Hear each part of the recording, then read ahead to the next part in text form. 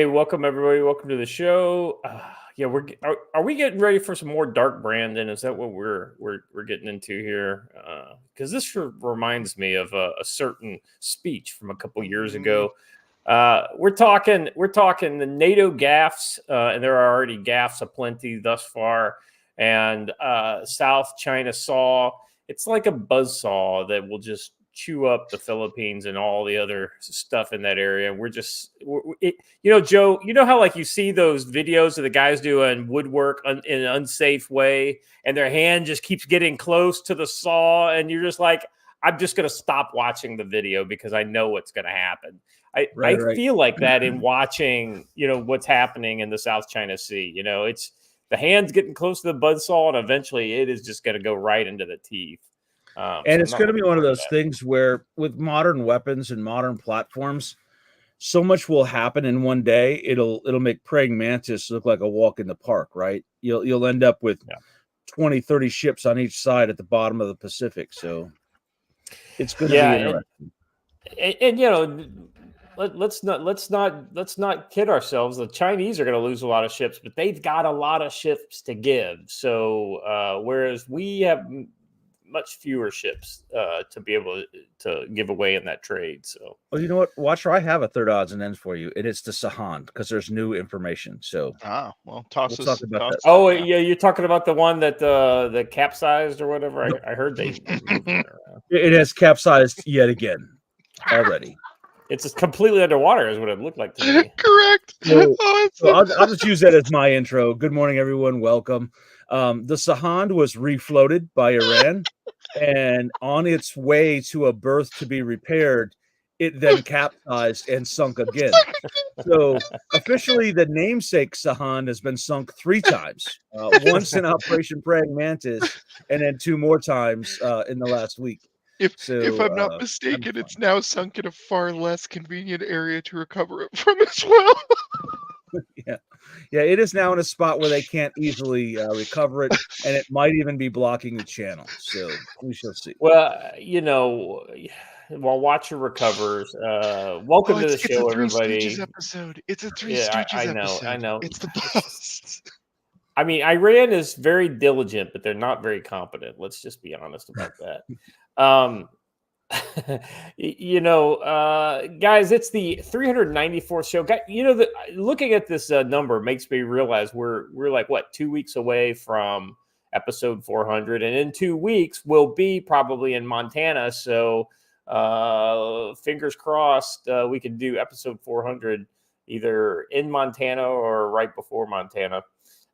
So that'll be a lot of fun. Joe, I just realized we're going to have a couple days worth of shows before the event starts. I guess we'll have Wednesday's show that we'll be doing live. Fridays will technically before the event actually kicks off, because the official kickoff probably isn't going to be till 5 or 6 p.m. local.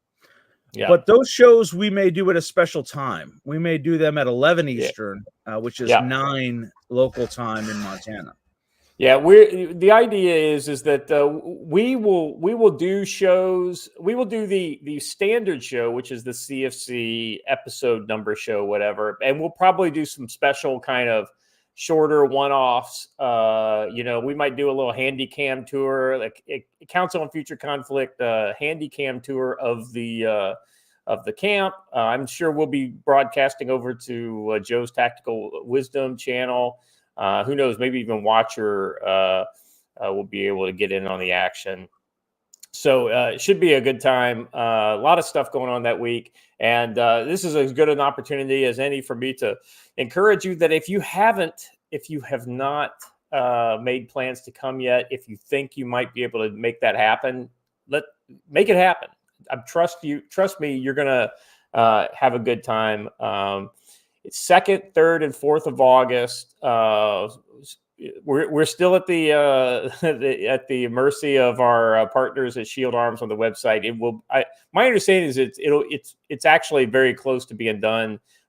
So we should see it in the next couple of days. We had a couple conversations on it day before yesterday, and it is in the process of being built.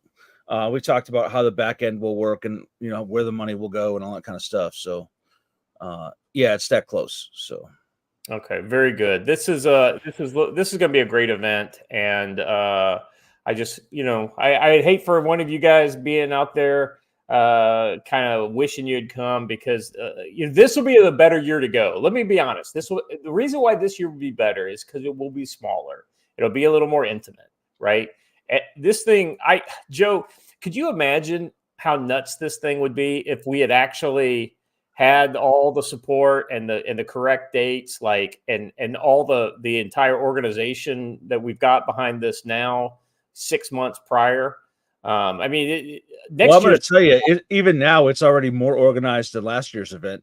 But yes, Hey, it's last year's event was simple, so you didn't have to be that organized. So right. But so this one, guys, listen. Once the website goes up, I do encourage you to log on to it and buy tickets there because they will be cheaper online than at the gate.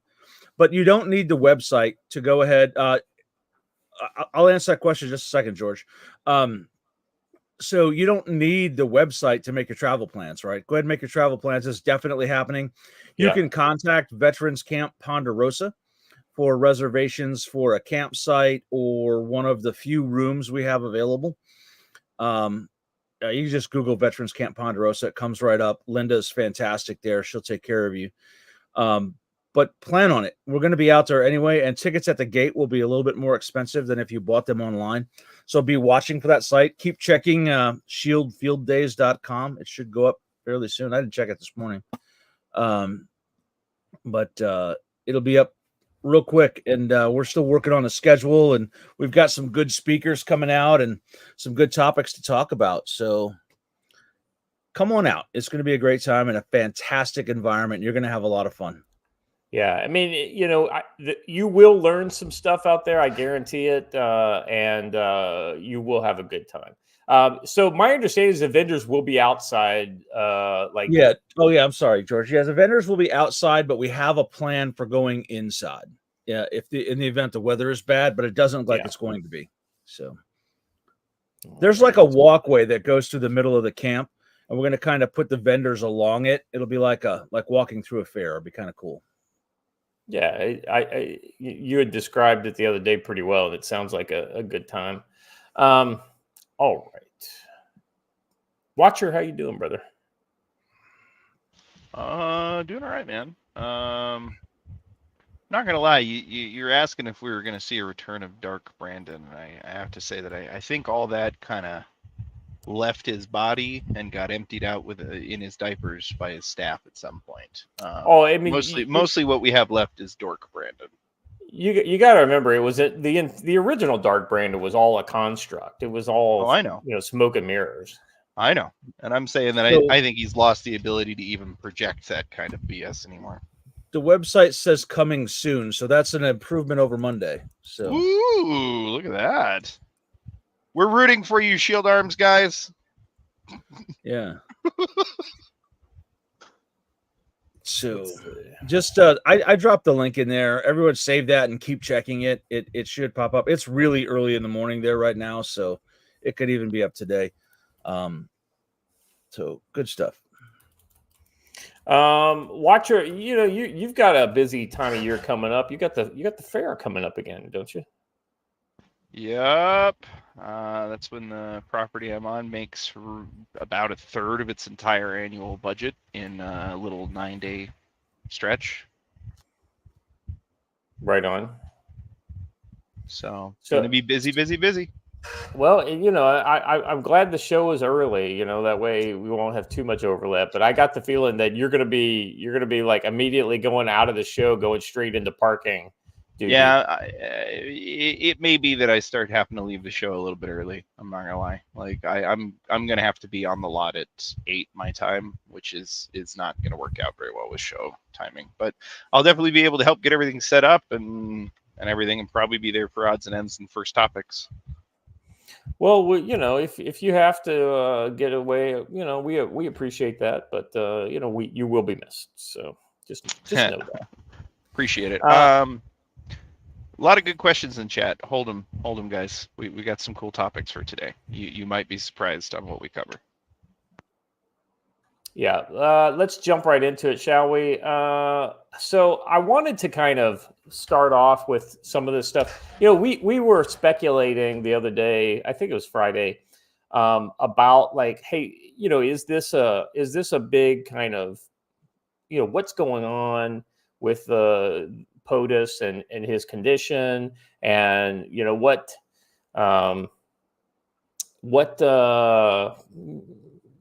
who's behind it, who knows what do they know, and when did they know it, that type of thing. When I read this, and I'll go through it here in a second, I get the feeling that there's a lot of people in the Democratic Party, or generally Democratic supporters, right, that are not in on the joke, right? They were legitimately surprised by what they saw when they watched that debate. And people But how could you be, honestly? Because none are so blind as those who refuse to see. Yes. I mean, it's ultimately, people I trust say everything's fine, that I don't have to pay attention to anything. It's kind of like that confirmation bias thing, right? So this is we were deceived and gaslit for years, all in the name of democracy. Then poof, it collapsed overnight. So this is the editor at large for the Wall Street Journal, Jerry Baker. We've been gaslit, deceived for years, all in the name of democracy. All that deceit collapsed with the presidential debate on Thursday. It says, until the world saw the truth against the misinformation, the fiction of Mr. Biden's competence suggests that the Democrats evidently thought they could get away with prompting it. Yet, by perpetuating that fiction, they also revealed the contempt for the voters and for democracy itself. Guys, this is something we were talking about since day one of this show. Yeah, I just want to say, told you, right? I mean, it's crazy. And Watcher's right. None are so blind as those who refuse to see. These people bought it hook, line, and sinker, and were legitimately shocked when he could not perform. Because they explained away every one of the gaffes, every one of the other things as, he's a stutterer. If you go back and look at his old videos, the man has never had a stutter in his life. Until he started to get old and was starting to dodder around a bit. It's crazy, and we have a real good one we're going to show a little bit later. NBC had an expert on Alzheimer's and said that all the hallmarks for are for neurodegenerative hallmarks are there. So it's clearly what it is. Let's say it says here, Biden succeeded because he made towing the party line his life's work. I mean, that kind of makes sense, right? I mean, he literally was the definition of the company man when it came to Democratic politics for all those years. He was. Well, he also made those comments that folks should have paid more attention to when he said, "I would say this, but I'll get in trouble," or "I'm not supposed to say this," or "They won't let me." He was telling the world that somebody else was telling him what to do and not do. Yeah, the mask was slipping off, essentially, right? Yep. All right, let me read a little more here. Then who actually has been pulling the strings these past years? This is a quote from Baker. You, the Democratic machine, don't get to deceive, dissemble, and gaslight us for years about how this man was both brilliantly competent at the job and a healing force for national unity. And now tell us that when your deception is uncovered, that it's bedtime for Bonzo. Thanks for your service, and let's move on. Now it's gone horribly wrong. Much of the party has no use for him anymore. In a remarkably cynical act of bait and switch, they're trying to swap him out for somebody more useful to their cause. Part of me thinks they shouldn't be allowed to get away with it. I find myself in an odd position, wanting to root for poor mumbling Joe. It's tempted to say the Democrat machine frantically mobilized against him. You don't get to do this. You don't get to deceive, dissemble, and gaslight us for years. And then he kind of just gets to the. I like this image that came with this whole. Self-inflicting gunshot wound microphone, cartoon. going on. Such events, though seemingly ephemeral and of the moment, can portend of deeper structural contradictions moving. In the 1970s and 80s, where the point at which the long art of traditional liberalism gave place to an avowedly illiberal mechanical control system, managerial technocracy, that today fraudulently poses as liberal democracy, right? And we all saw that with Bill Clinton and Al Gore, right? It was that technocracy. It's like, trust the smart guys, let them take care of us, right? But no presidency more than any other should have revealed the existence of a deep state to you than the Donald Trump presidency. The man frequently gave orders and made policy directions that were never implemented, and he was told no by the military. That's not our system, right? So that should have revealed to everyone that what you thought you had, you don't have at all. The other side of this that I'm really looking forward to seeing, and I think we will see it before it's all over with. Maybe not from this guy. It's not like, oh, they were lying about Joe, pox on the Democratic Party. When that same type of person then says, look what they did to Trump. They've been doing it the whole time. Actually, Trump's not nearly as bad as we thought he was, right? So it's almost like an opportunity for a reverse redemption against all of the chicanery that went on behind the Russiagate hoax and all the collusion narratives and things like that. So.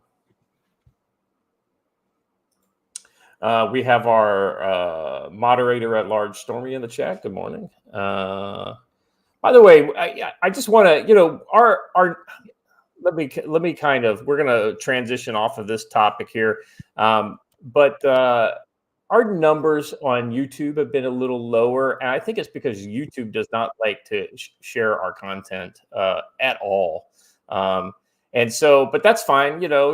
We've got a loyal following over there. We're 18 minutes in the show and we got 80 people watching, and we'll probably get over 100.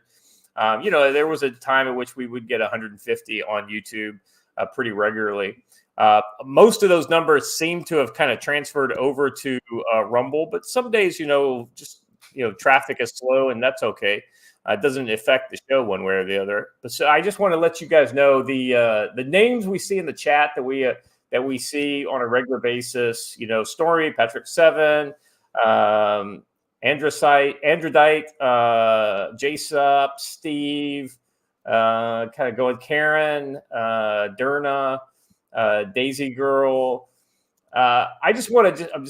That's just a small snapshot. I just want to say thank you for the folks that come in on a regular basis. That really kind of means a lot to us. When we get frustrated about whether it's what's going on in the world or whether it's what's going on behind the scenes, sometimes there is, kind of friction, just between individuals and whatnot. What really makes it kind of all worthwhile is seeing you guys in the chat and seeing you guys just support us day after day. So thank you very much for being here. As you know, we don't get a lot of money from the institutions of Rumble and YouTube, but we are entirely user supported. So we appreciate the support you guys send us. As a reminder, if you send a $10 super chat, that tells us to shut up, and we immediately throw that up on the screen. So if it's lesser, then we will get to it, when we are able. Also, if you want to support the channel memberships is a great way to do that. And I see in the chat there's a lot of channel members already here. So really appreciate all you guys. All right, that's my little kind of commercial pause before we move on. Anything final, guys, on the on just this idea that people on the left are starting to wake up to the tricks that are being perpetrated against them by their own party? Well, yeah, I would say that it's very easy to laugh and dunk on them in this time frame. But at this point, having been told that Donald Trump is literally going to start killing people, which we now all of Project 25 turns out to be a lie fabricated by the Biden administration. But these people believe in their heart that Donald Trump is some sort of a risk of their lives, right? He is literally going to kill them. So these kind of people don't say, oh my gosh, we need to get a new candidate, or oh shucks, we're going to lose this round and go to the next. We'll get them next year. These people were at a point of desperation. So you need to understand the danger in this, right? Their worldview. This is like if the Q people's worldview ever would collapse. It won't, but once your worldview collapses, you will do crazy and ridiculous things. So that's what I'm worried about. Well, Exactly.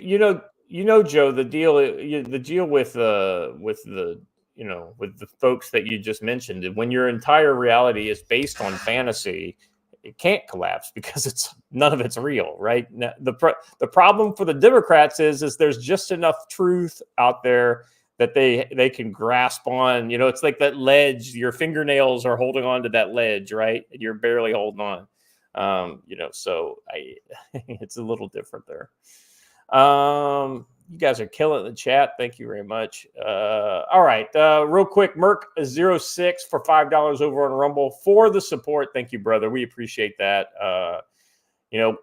Pretty much all the money that we've been getting recently is going into the piggy bank, and we're going to be using it in relation to the Shield Field Days that we'll be doing here at the end of the month. So going to be look, you got a fan there, Watcher. Once a song, little crooning maybe. Well, listen though, you know what? Having heard Watcher and Mrs. Watcher sing together, it is a thing to behold. It is quite good. I will say that we legitimately met at a church choir practice function. So. Right now, you're my favorite kid, Watcher. The other two, not so much. Uh-oh. We'll have to talk later. I'm just kidding. But yeah, this is. I don't know. I'm just kind of done with anything they're trying to do to absolve themselves, because I don't actually believe that many of them, particularly of the media class, the people who are writing these articles, I don't believe any of them personally were fooled. I think they're trying to echo a sentiment. I think you're right. I think they're trying to give space to the portion of the party that were just being useful idiots and easily led by the nose to be able to process this however they want to process it, that still allows them to be useful to the party. I think that's all the media is doing here. I think that's why we're seeing what's being admitted. But I think for most of the ones that notice what this guy is talking about in this, they will be upset for a week and then they will find a new horse midstream to jump onto, versus something that's more close to reality, which would be maybe we're the bad guys. Listen, don't you know that Bernie could come out of retirement and just run it again? All he needs is a small donation.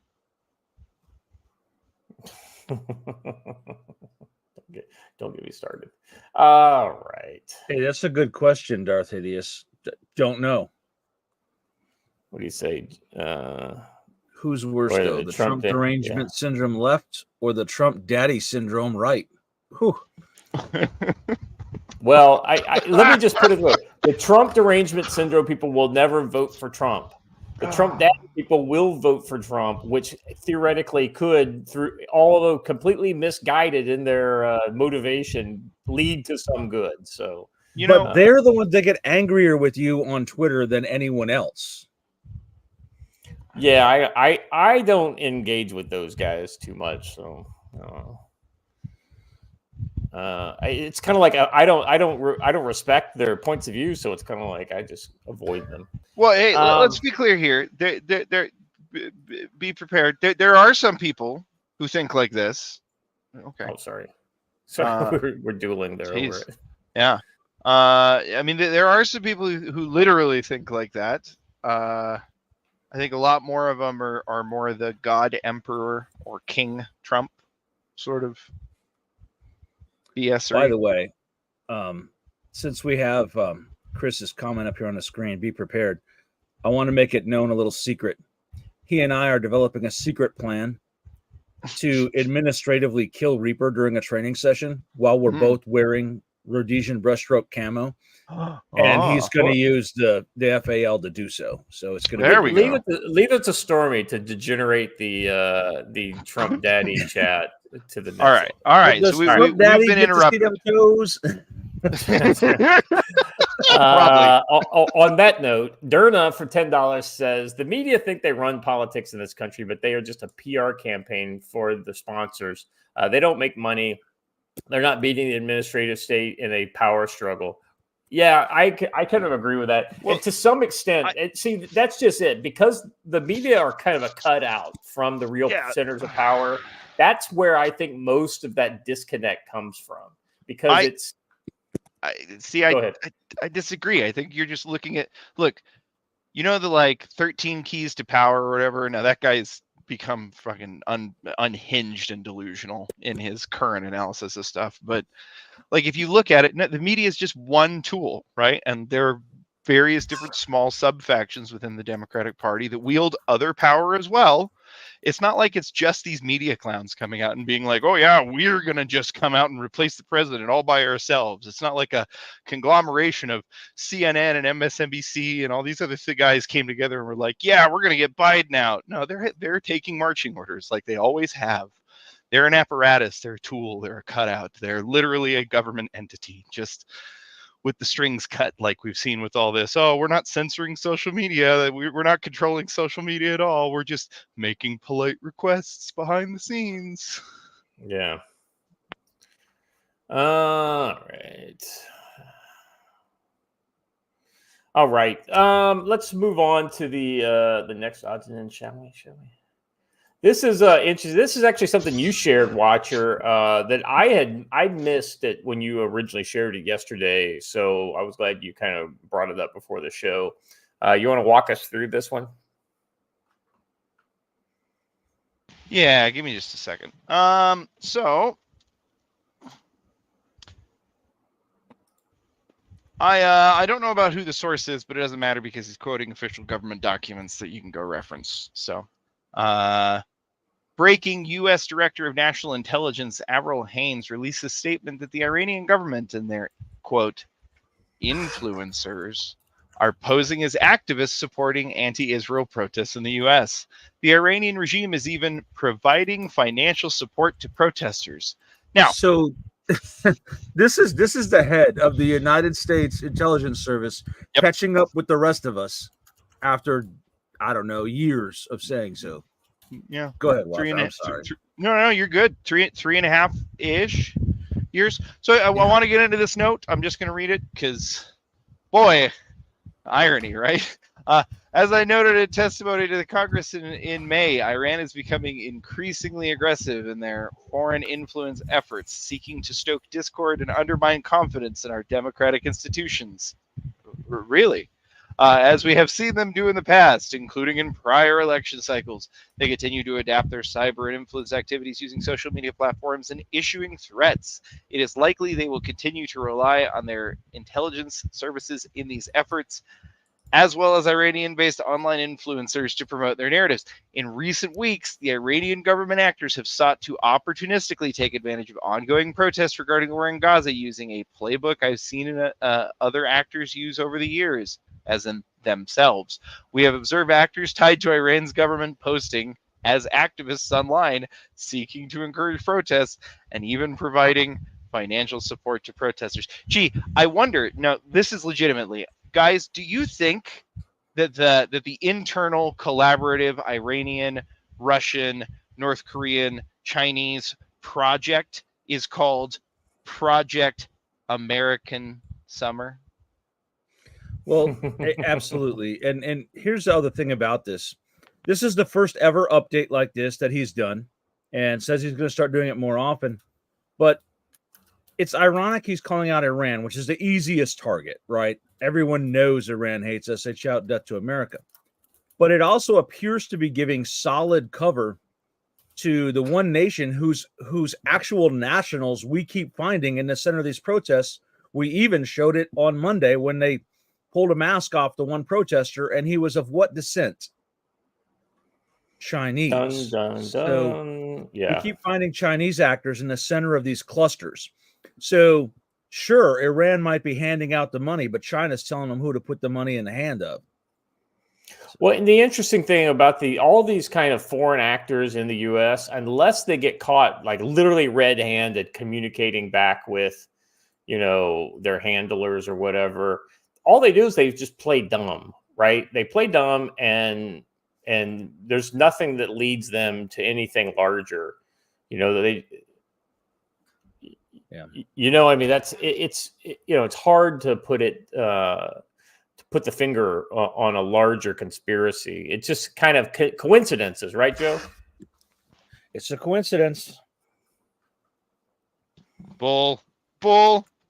There are no coincidences. Right as BRICS is coalescing and becoming more powerful than ever and encouraging former U.S. allies to come in. Gee, I wonder what kind of intel they're giving them that makes them decide that they don't want to be aligned with America anytime in the near future. Weird. Yeah, right. Well, this doesn't surprise me. I think the IRGC and probably less or so Hamas and Hezbollah agents are actively involved in the U.S. pro-Palestinian movement and other leftist movements that are completely unrelated to Palestine, just because that's part of their greater disruptive efforts within the U.S. I think they're keeping it as low key as possible, so that that there is no way to really kind of connect. And there's just, this guy has got a Farsi name, or this guy is somebody who has traveled in Lebanon the last couple of years. You know what I mean, Joe? It's those kind of, tertiary kind of indicators versus a real kind of, IRGC fingerprint on anything. Yeah, absolutely. And I made a point, and I want to make it again because it's that important. This administration is somewhat desperate. And this is the first time they've ever made a statement like this. He even says so early in the statement. Thank you. This is what I was going to say. Thank you, Joe. Go. And it leads me to believe that there's more behind the scenes to this than the actual statement itself, because the statement itself should surprise absolutely no one. It's the fact that they're making it and when they're making it leads me to believe they're actually providing cover for China. So yes.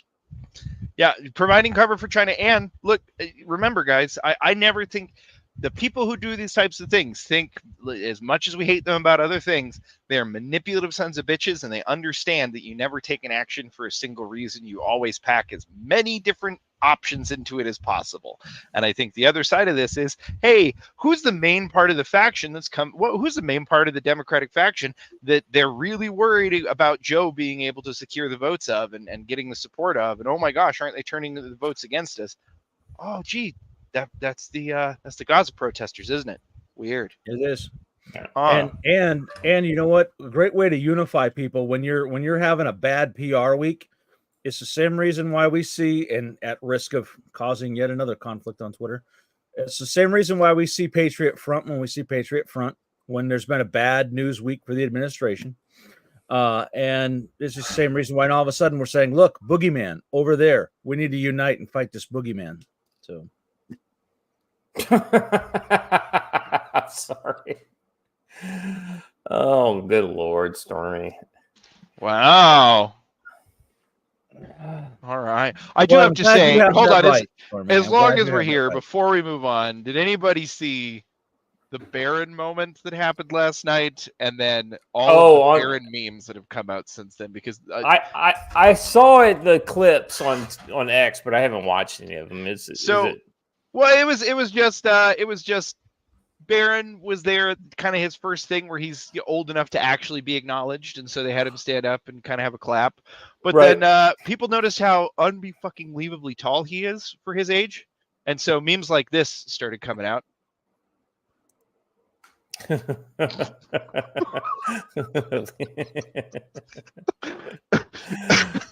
Oh boy. Well, all he needs to do is get in the gym, man, and fill out a little bit, because he's kind of a lanklet. Yeah, that's what tall kids are like, though, when they're young like that. What is he, like 17, something like that? Yeah. 18. No, he's 18 now, isn't he? I think so. Is he 18? All right. All right, let's. Well, actually, real quick, Pinochet's helicopter tours for $2 over in Rumble says, "Why are we pretending Rob Maley didn't exist? All this is enabled by Rob Maley." I don't know who that is. Rob Maley? Who? No, I don't know. Pinochet's got to No fill idea. me in on that one. I would I mean, say Pinochet that we're pretending he doesn't exist because none of us have ever heard of him. So, Yeah, well, I mean, he clearly exists because you're talking about him. That being said, I was unaware of his existence until just now. You know, so I almost felt like our odds and ends was focusing on domestic politics in a way. Oh, I know who he is. Disregard. We do know who he is. He is the special envoy for the Iranian nuclear deal. Okay, yeah, I know who you're talking about. He was the guy who orchestrated essentially turning the money back on. Yeah, he was just so miserably unremarkable that we forgot. Thank you for the reminder, Pinochet.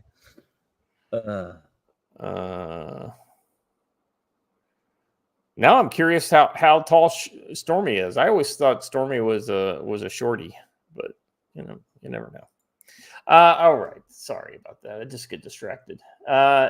So in this next focus. I'm looking at the story over here, Joe. Just Watcher won't share it for whatever reason. In brutal CNN interview, Democratic senator says. To be clear, I shared it several times, and then you started talking about other stuff, and so I was never sure when it actually needed to come up. So you go. Come on, Watcher. Look, see, you're not supposed to do that to me in public, man. You pull me aside and criticize in private. No, I love you, man. No, we're gonna do it in public. It was up. It was ready to go, and then you got distracted. I've been trying to read the thing for the last 5 minutes here, and you guys keep talking. I see what you just did there, Watcher, with it being distracted. In brutal CNN interview, Democrat senator says Trump could beat Biden in landslide. Stephanopoulos doubts another term. So this is just another example of guys who should be on. Now, I honestly think we have to scare our voter base in order to turn them out. And this is the beginning of it. You got to scare them by saying Trump's going to win because you guys aren't going to vote for this guy. Right.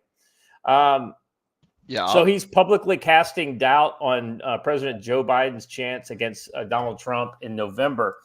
Donald Trump is on track, I think, to win the election. This is a quote from the senator, and maybe win it by a landslide and take with him the Senate and the House.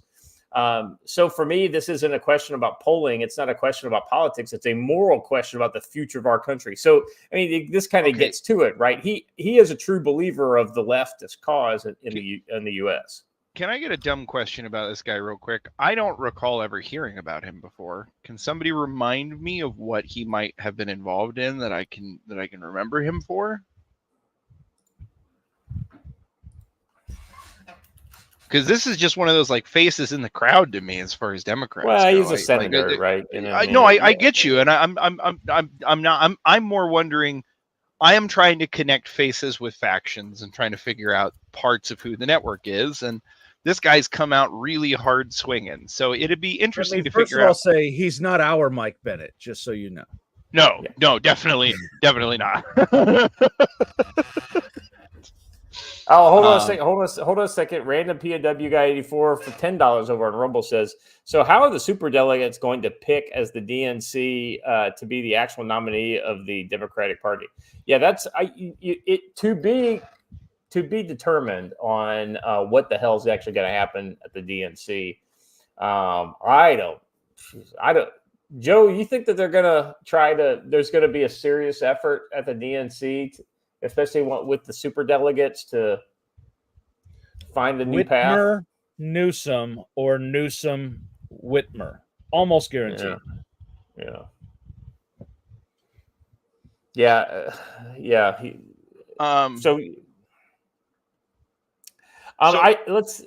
Let's see. Let's watch this video real quick. Let's let the guy speak with his own Mike Bennett. I know, right?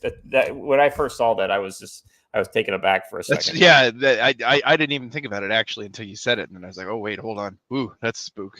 Let's share this tweet by Charlie Kirk where he kind of shows this off here. Just another lizard. Oh yeah, actually, hold on, I didn't realize we had a vote a video that needed audio, so let me reshare that. In 2024, is that true? Well, it's true that I said that, and I did say that behind closed doors, and you guys and others asked whether I had said it, and that is what I said. So I figured I should come here and say it publicly. Why do you think he can't win in November? I just think this race is on a trajectory that is very worrisome if you care about the future of this country. Joe Biden was 9 points up at this time. The last time he was running, Hillary Clinton was 5 points up. This is the first time in more than 20 years that a Republican president has been up in this part of the campaign. Donald Trump is on track, I think, to win this election and maybe win it by a landslide and take with him the Senate and the House. My colleague Dana Bash. Oh, okay. Stop. I can only get so happy. Guy. I know. You had me at a house. So interesting thing about this guy. So just I'm trying to figure out who this is and whose school of thought or whose kind of wing of influence he is a part of. Yeah. And so he got his seat in 2009 when he was appointed because the person who was in the seat got appointed to become Secretary of Interior by Obama. And then he's maintained the position since then, but he never had to run as a non-incumbent ever. Yeah. So he is one of those got set up for who he is. So I suspect we should look into. He's a party man. Yeah. Well, does Ken Salazar? And Mr. Ken K, Salazar is heavily tied to who? Obama. Yeah, Mr. K here says former Denver public school attendant, pro-immigration, supports climate change legislation, kind of hints at the team. Yeah, I mean, I think this guy absolutely is, has been plucked from the crowd and is carrying water for the larger team, and he's probably Team Biden at this point, especially if he's got Obama backing. Well, he's also a former. His dad was the former director of USAID, which we all know is CIA. Uh-oh. There, I think we found it. Before we move on, I do have to look when somebody makes a good observation, particularly the one that I had personally missed. I have to point it out. Yeah.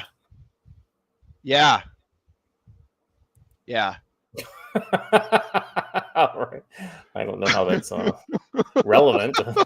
It's not, but well It's observed. funny. I missed it. Yeah. Stormy says he has that glowy look about him. All right. Let's. He's also got that weird, soft-spoken gray man middle management thing that let's just say is not uncommon among insert types. Well, yes. Yeah, especially kind of back row, backbench senators, right? He's also the guy told to go out and make this statement so that they can take action, and then when the steal happens, they can say, "Well, we thought he was going to lose, right?" And then this guy made a statement, and it rallied the Democratic voters. There are no Democratic voters. There are Democratic voters on paper because of motor voter laws and illegals getting driver's licenses. Yeah. That's where your steal is going to come from. Yeah, it's a central casting gray man look. Yep. Let's be honest. The illegal aliens who are getting voter registrations and being registered to vote would never vote Democrat because they're all fleeing communist countries. Mm-hmm. But their votes will be cast that way. So yeah, I was going to say we should have covered that thing, but yeah, it's an important thread to remember. It's not about them voting. It's about them providing bodies and numbers. Vote being cast. Bodies and numbers. All right, Joe. Let's talk a little bit about tactical-wisdom.com. Okay, what would you like to talk about? Because I haven't done anything there this week. Well, let's talk about this. You know, this is not a charity, right? This is your business in order to feed your family and clothe Yeah. and house them, right? One of the things that you do that I think I was going to point out some of the things you've been sharing lately on Amazon. There's been a lot of kind of interesting products that you've been sharing on Amazon. Any of those you want to talk about? We could probably share one or two. You need generators, absolutely. So this week, Yeah. I've gotten in my DMs 2 thank yous from folks who just went through the hurricane, and they said that the things that I recommend or the things in my books have helped them be in a better position than they would have been when this hurricane hit them. So that always justifies to me absolutely everything that I do, right? And so when I say, oh my God, he's always shilling products. No, I'm only shilling things that I think that you can use. Some of them might be pricey, some of them are not. But I only put out things that I think are actually useful to people and are a good deal. I'm trying to save everybody a little bit of money and get them a little more ready. So get you one of those battery banks. It will get you through those hours of not being able to play solitaire on your phone, right, when there's no power. It'll help. It'll enable you to get your laptop fired up so you can at least catch our show or whatever it is you have. Or you can plug that Balsang into. Oh, hold on. Somebody here's mentioning something that's actually very important. Ryobi fan? I'm sorry? Ryobi fan? Oh, a fan that runs off Ryobi battery? So a lot of the guys who went through the last 3 days of no power in Houston are like, hey, this Ryobi fan is a great idea. When Don and I spent a week in a log cabin with no power down in Oklahoma in 100-degree weather, the first thing I bought when I got back was a battery-operated Ryobi fan. Go over to Home Depot, buy one of these bad boys. Comes with 2 batteries. It's got a couple speeds. When the power is out, American homes now are not built to self-cool. They're built to hold in the heat or hold in the cool from your air conditioning. And actually, they get hotter than the outside air in the summer. One of these little rechargeable fans with a 20-volt battery is a fantastic thing to have. So check out the Ryobi fan. The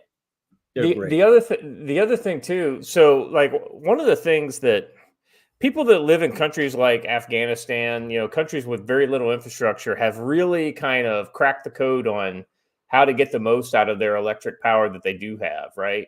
Mm-hmm. They can get quite a bit off of a single, cheap Chinese solar panel with a battery and LED lights and cell phone chargers, and that's about it, right? I mean, they're not like running a lot of sophisticated stuff off of it.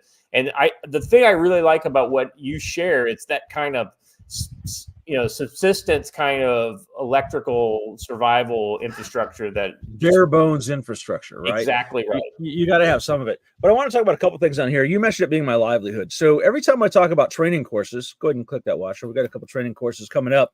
Every time I talk about training courses, guys say, yeah, but it costs money to travel and it costs money to go to your classes. Why don't you just videotape the classes and make them available on YouTube? Because it's literally how I pay my bills. And you wouldn't ask your doctor to teach you how to fix your broken arm so you can do it again later. You just pay them for the service, right? And a lot of the pieces and a lot of the best benefit of these classes isn't the instruction I provide. It's the team building and the time spent with like-minded folks. That's the benefit. Yeah. And it's well worth it. So we have a couple of slots open in community security ops in Montana, the 26th to the 28th, just a couple weeks away. We filled another slot last night. We also have that same course coming up in North Carolina on August 23rd and 25th. And then in September, we have another fieldcraft class in Oklahoma. So come on out, go to a class, get signed up and trained, and learn a few things. And I might do some training at the Shield Field Days from the combatives class. We might do a little bit of knife training, a little bit of self-defense training. Still trying to figure out where we can fit that on the schedule. But you can find my whole calendar there. I'm going to be changing the way my training classes are. There'll be like one page for each class. So it's a little bit easier to find what you want to know, what you want to do. So I'll be on there. And also buy books from my website, right? It always benefits us a little bit more. And you can get you can get them signed by me, and you can get maybe get things thrown in there like pictures and drawings and stuff like that if you buy them from me. Absolutely. And I believe that the T-shirt queen here in the house is making some special edition T-shirts that'll only be available at Shield Field Days. So Well, Cool stuff. just to kind of piggyback off of that, Joe, based on the conversation we have with our partners over on Land and Sea Paradise, we'll be having some T-shirts for that available at Shield Field Days as well. So There's even some people commenting in the chat on how, like Just Me said, Spring, Texas family, sure glad I followed your radio advice. We've been using our radios to stay in touch because all the systems are down and swamped. Absolutely. Lance Corporal Veteran for $5 says, currently Newsom, Biden is still the man for the job. Later, I predict Newsom with a heavy heart. I accept the nomination. Yeah. Gosh, I really don't want to do this, but if you insist. Let's see. Did I miss? Yeah. Okay. I just wanted to make sure I got everything. Okay. All right. Watcher, anything from you before we move on? Did we get these super chats or super rumbles from Rumble? Yeah. Okay. Yeah. With the super delegate one. Yeah. Yep, We got good to those. Rob Malley. All right. Real quick, by the way, I just wanted to say that I want to thank all of you who helped me out with the Indiegogo campaign for Land and Sea Paradise. We closed that out yesterday. Woo! It was yesterday. Yes. And we did. Well, I always love looking at the Korean. We shared this. The Korean version of web pages. That must be fun. Well, yeah, it's 33 million. No, it's 33 million won. But that turns into We almost made it to 400 backers, so we had a bunch of people sign up after we got off. Then, yeah. So we got to 23,735 before it closed out. So when we closed out, we were at 23,735, and now we are a good 130 higher than that. With 396 backers. So here's the great thing. If you can't back this, like let's say you just in the last 2 months you've been in a cash flow crisis, right? No worries. We are now in demand. And so essentially what that means is that it will continue to be available, and you can support it here. We'll be letting you guys know on updates and all that kind of stuff will be available here. So this will continue to be an active kind of storefront that you can buy the campaign through until the next one comes out. When the next one comes out, we'll shut this one down shortly before we launch the next campaign. Hoping that is fall timeframe. So we shall see. We've got half the art for the book done. We will be sending out. So we've got the digital ash can here. I wanted to share this off. So this is the digital ash can is available for $1. But if you backed at any tier higher than just this, we'll be sending the digital ash can out to you, so you'll be able to read the first 29 pages of the story. To understand what it's all about and to kind of get a closer look at the art and all that kind of stuff. So it'll just be a PDF version of the book, nothing special. But if you are at there is a chance. There's more. If you come to the event at the end of the month or at the beginning of August, we may have some physical copies of the ash can there as well. So. No promises, but that is definitely something that we're looking at doing. So more to look forward to. All right, let's move on, gentlemen. So talking about the NATO gaffs, right? And so sometimes the NATO gaffs are policies. Sometimes they are, things that NATO thought was doing great, and it turns out not so great. And other times it's just a NATO leader standing at a podium saying just unbelievable stuff.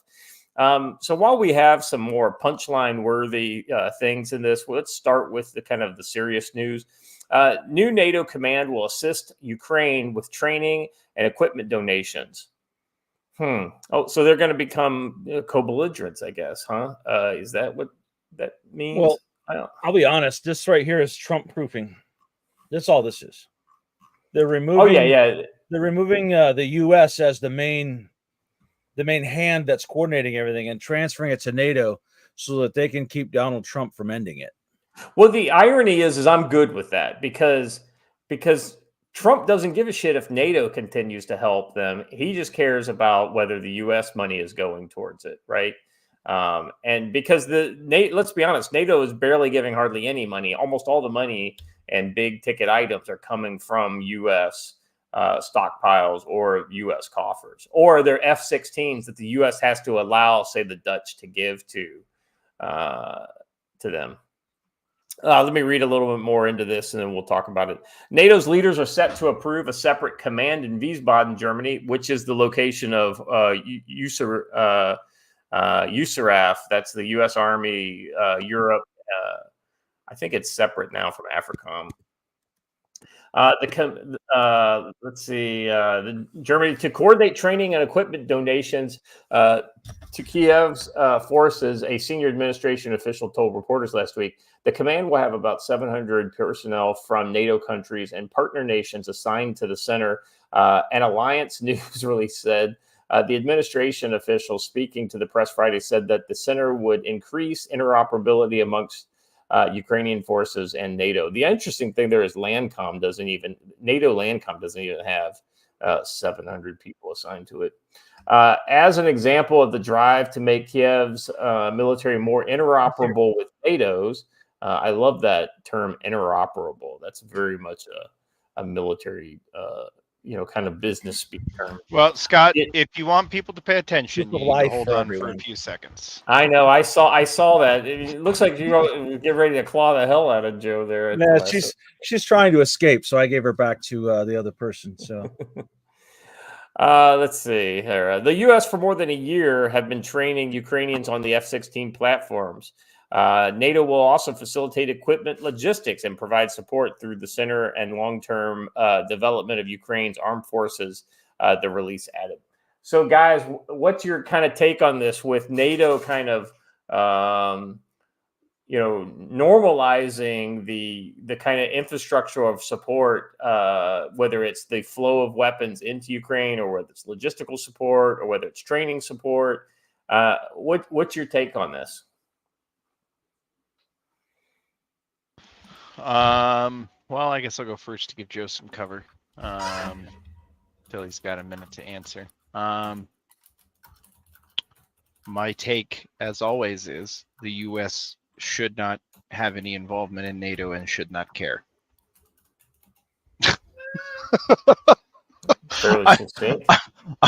I'm sorry. Why are we getting more involved in giving more money to an organization that would not lift a finger to help us in any way, shape, or form? If we personally forget the U.S. part, just think of NATO writ large, right? And the problems that causes. Does that make sense? Yeah, I guess so. What? Yeah, okay.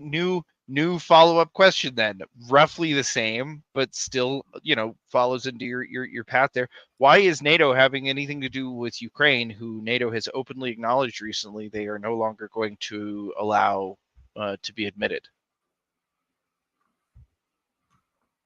Fair.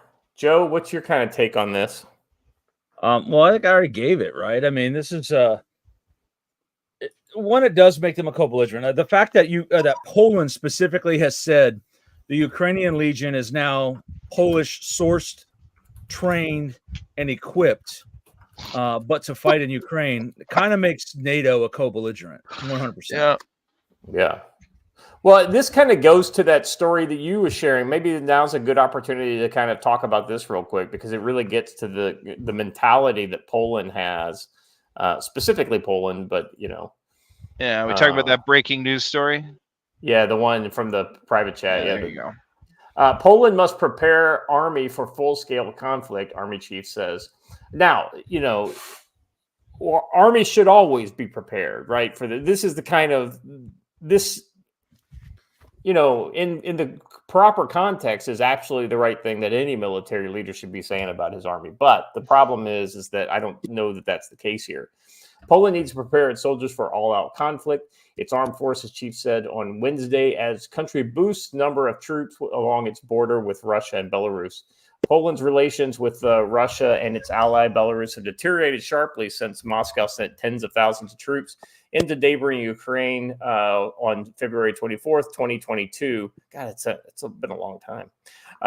Today, we need to prepare our forces for full-scale conflict, not asymmetric type conflict. This forces us to find a good balance between the border mission, maintaining the intensity of training in the army. Speaking at the same event, Defense Minister said that as of August, the number of troops guarding Poland's eastern border will be increased to 8,000 from the current 6,000, with an additional rear guard of 9,000 able to step up within 48 hours. In May, Poland announced details of East Shield, which is a program to beef up the defenses along its border with Belarus and Russia. And recently, we saw these Chinese exercises in Belarus, which, Joe correctly said, not much to see there. It's like 30 dudes, but still, it's kind of like that symbolic, thing that kind of reminds people. We recently had some nuclear exercises going on in Belarus. A lot of talks, kind of rhetoric here recently about the nuclear weapons being stationed in Belarus. So I think there's something to this, but at the same time, what do you think, Joe? Preparing for real war, or this is doing a general doing what he should be doing and saying that his soldiers are training to be ready? No, I honestly think this is a general saying, hey, look, man, you can't stop pulling my troops to run a job the border guards are supposed to be doing. My guys need to be training for war because that's what they need to be doing. And he may not mean there's a war imminent, but tensions are high in the area, and he would probably rather have his troops actually training than turning away immigrants at the border, which the Border Patrol or their version of it, right, the border guards should be doing on their own. I think that's what that is. But you raised one point that I wanted to mention. Is like we get bent out of shape when China sends 40 guys from a special ops brigade to train with Belarus in exercises. Yet every month we run some sort of an exercise in the Baltics or Poland right up against Russia's border, and that's okay. But we lose our collective minds when China and Belarus do the exact same thing on Belarusian territory. It's weird. All right. So let's move on to our next one here. So this kind of goes to the more literal Gaff definition of what we were talking about here. We're probably going to get in trouble on YouTube for this. What's that? Huh? What? Huh? My butt's been wiped. What? Huh? Yes. Sorry. I just didn't get it. So, well, that was one of Joe's very first gaffes in this very similar vein. So, okay. Anyway, I will say the funny thing about this is if you know sign language, the interpreter refuses to interpret this word. Well, I'm curious if she interprets this the is other the number one hand sign she does. No, so I'm not gonna read this. I'll let the President of the United States all right, speak for himself here. I figure I'll also probably handle the follow-up, so nobody gets in trouble. So much of the progress we made in the alliance is thanks to the Secretary. He's a man of integrity and intellectual rigor. Look at her face when he says that. She's like, what? What did you say? So much. Yeah, I'll let you handle that one. I'm just happy to hear that Sam Hyde, the most intellectual wigger I know, is the official leader of NATO now. That's shocking. In fact, I have a picture here somewhere. Go ahead, Jimmy. As bad as that is, it got worse about 10 seconds later. Oh, I love that. It did. Yeah. Actually, let's go to the other. I don't know if they're in order here, Watcher. I don't think they are because I think that we added them after. I think Joe added this one. So if you can get that one. Joe, can you relink me that? I can't seem to. stand by. Find where we stashed it.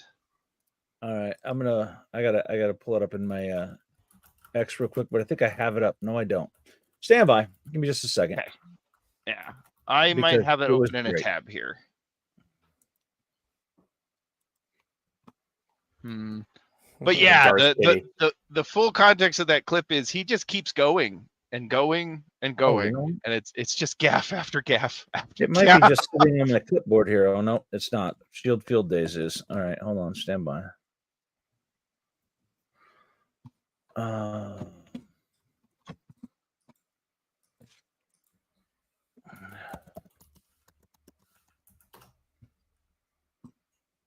had Hold to on. search for it.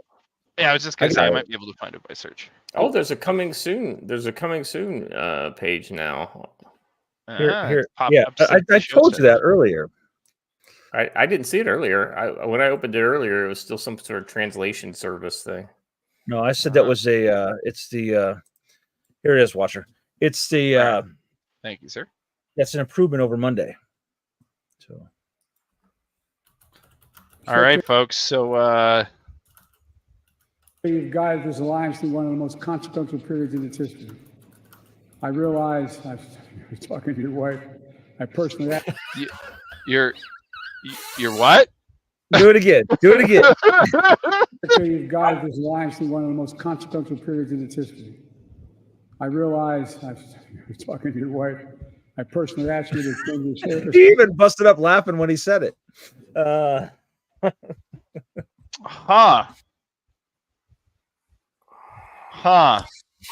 I would have thought that Jens Stoltenberg, first of all, didn't have a wife, and that his wife is way too old for Joe Biden.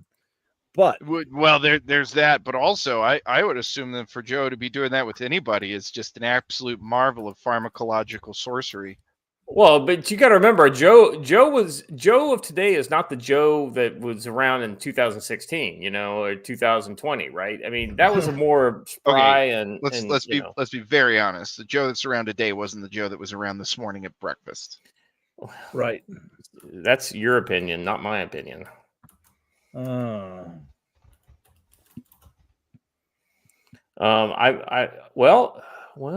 Well, so she exists. This person is a real person. Uh-oh. Are we talking about the translator?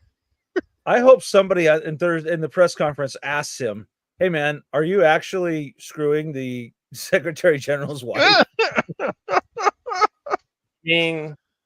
That's her right there, Well, to move our commentary a little more into the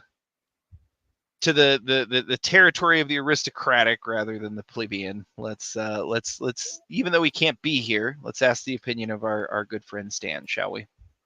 Yes. So if we can't have Stan here on the council, the next best thing is when he shares his wisdom on X, we can share it with you. Let me open this up separately so I can read it better. Okay. I'm going to be honest though, but the name Tira Jane is the most Viking name I've ever heard though. So good for her. Kind of is, right? Yeah. Oh yeah, that's Jen's wife's name. Yeah.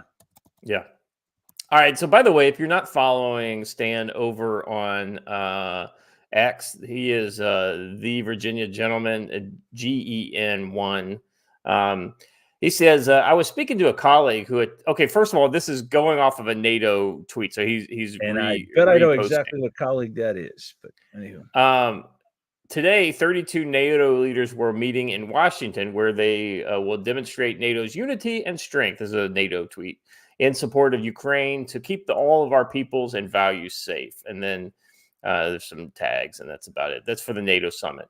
And so Stan says, I was speaking to a colleague who is attending meetings associated with the cosplay that is the OTAN 75th anniversary summit in Washington, D.C. The city that is the capital of the free world, quote unquote, is entirely shut, locked down, and filled with nothing but massive motorcades of petty princes of democracy, preening for war on behalf of a de facto fascist dictatorship in Ukraine that is throwing its population into the maw of destruction, perhaps soon to be followed by the populations of the OTAN memberships and more. One man there is pressing for peace, and being ignored. He's talking That would about be Viktor Orban. Orban, right? Exactly But right. I'm going to disagree with him. It's not a de facto dictatorship in Ukraine. It's a de jure dictatorship in Ukraine. It is not just in fact; it is also in law. So, Yeah, anyway. yeah, that's actually a good catch there, Joe. That's one of those kind of subtleties that most people don't understand. But it goes on. So Stan has another tweet that we wanted to highlight. Well, real quick. Before we go to the next one, guys, thoughts on this one? Anything more we want to talk about this? I mean, the idea that they're literally, this is a organization that is generally considered defensive in nature and pushing for peace, right? That's the kind of the narrative, and its history in a lot of ways. But it is absolutely spoiling for this war in a way that we've called out here on the council since before they were actually trying to do it. When they were just thinking about it. And sure enough, they've gone that way. I mean, we even had a famous dust up in channel lore history with the what is it? The magna cum laude graduate of the AutoZone Institute, over that very topic of the increasing, listen, support London by Community NATO. College is a good school. So, I mean, if you've been to London Community College, you know what they're going to do. And yesterday, by the way, he was an expert on tank warfare, World War II style. So because of course, because every Air Force security policeman is. I will point out that the folks making the most money and doing the most good in Washington, D.C. this week are the contractors who work for the Diplomatic Security Service. Ask me how I know. And there's a lot of money being made out there. So good for them. Let me go on to this next post from Stan. It's a little different, but a little shorter. It's coming off the heels of Arnaud Bertrand's post. This is the original post that he was talking about. This letter in this. Okay, so this is in reference to an FT article that talking about Viktor Orban's peace efforts and things like that. He says this letter in FT was signed by some of the biggest living names in Western diplomacy with Russia, including Jack Matlock, a former U.S. ambassador from 87 and 91, and Sir Anthony Brenton, former British ambassador to Russia 04 to 08. They argue that it's desirable, even urgent, to aim for a negotiated settlement in the war in Ukraine, making the case that if peace based on roughly the present division of forces in Ukraine is inevitable, it's immoral not to try for it now. Otherwise, the likeliest outcome will be the continued stalemate with not insignificant chance of a Russian victory. Unfortunately, the present war-crazed atmosphere with Biden just yesterday at the NATO summit saying that Russia will not prevail, Ukraine will prevail, is a cry in the wilderness, yet they are right. And then so to that end, Stan puts his own statement on top of that one and says, this is interesting, both conceptually and on the basis of who wrote and signed the letter. It will unfortunately likely be drowned out by the sound of the snare drums on the Potomac as hollow OTAN beats to stations in order to expand the conflict in Ukraine. And he's absolutely right. These kind of critical news stories absolutely get buried by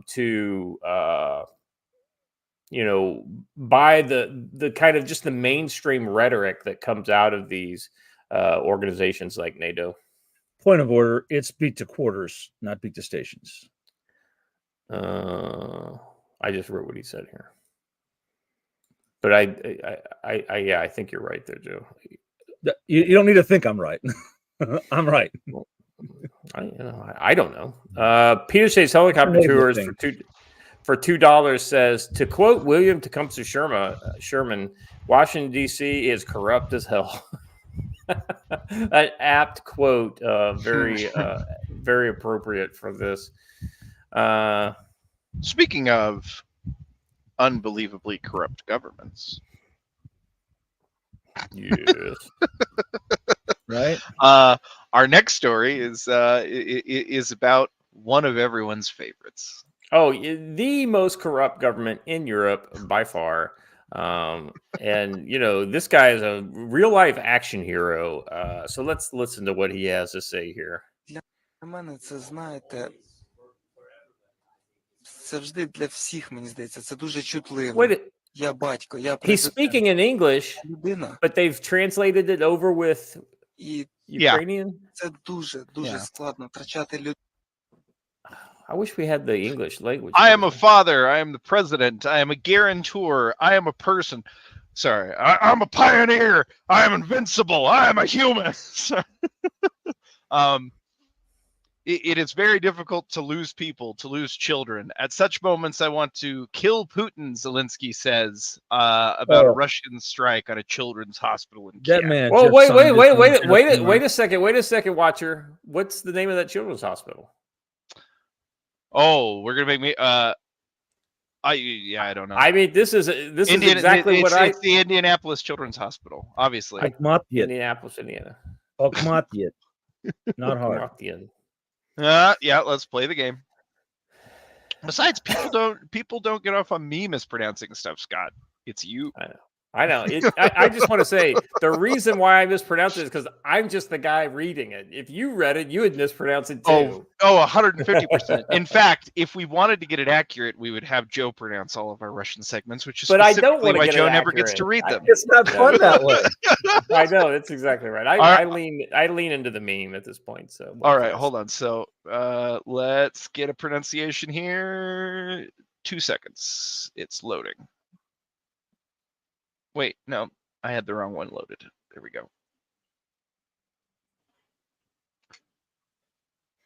Oh, never mind. It doesn't like that word.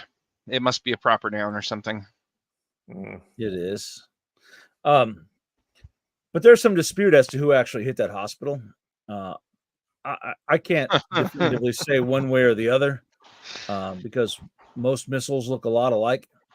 But there is some dispute as to who struck that hospital. And I'll also point something out. Calling something a children's hospital doesn't mean it was actually in use as a children's hospital. Remember, at the beginning of the war, when everyone was decrying Russian strikes on schools, we showed video of those schools being used to make uniforms, camouflage nets, and bombs. So, yeah. Reloading munitions, all kinds of stuff. Hey, who remembers the mall that was still in use as a civilian mall that absolutely happened to have With MLRS rockets in the basement? Yep, is being used as a staging area underneath. So, you know what's different between and here's the thing. Don't think I'm taking the Russian side on this. I'm taking both sides because the Russians might have struck a children's hospital, but Ukrainians sent the foreign fighters into the town of Belgorod and attacked a shopping mall. So, and literally just walked around shooting people. So both sides are completely wrong in this conflict. Well, one side is trying to make a strike on a legitimate military target, i.e. the capital city of a nation at which you are at war with. I don't know.